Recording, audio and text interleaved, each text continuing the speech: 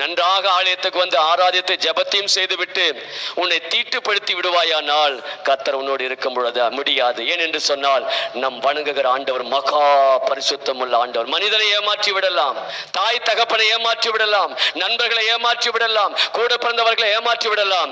இந்த வேதம் நமக்கு என்ன கற்றுக் கொடுக்கிறது? இம்மானுவேல் என்பதற்கு தேவன் நம்மோடு கூட இருக்கிறார். ஆண்டவர் வாக்கு பண்ணி விட்டார், தாய் உன்னை மறந்தாலும் தகப்பன் உன்னை மறந்தாலும் நான் உன்னை விட்டு விலக மாட்டேன்னு சொல்லிட்டார். விலக மாட்டார், ஆனா உன்னோடு கூட துக்கப்படுவார். என் பிள்ளை நான் வேண்டாம் என்று சொல்லுகிற காரியத்தையே செய்கிறது. எப்பொழுதுமே உன்னை ஊக்குவிக்க மனுஷன் வரமாட்டான், உன்னை தீட்டுப்படுத்ததான் மனுஷன் வருவான். எந்த மனுஷன் உன்னை உருவாக்க வரமாட்டான், உன்னை அழிக்கதான் வருவான். எந்த மனுஷனும் நீ கர்த்தருக்காக பயன்படுத்த ஊக்குவிக்க மாட்டான்.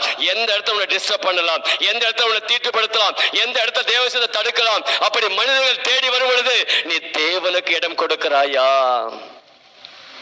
அல்லது மனிதனுக்கு இடம் கொடுத்து விடுகிறாயா?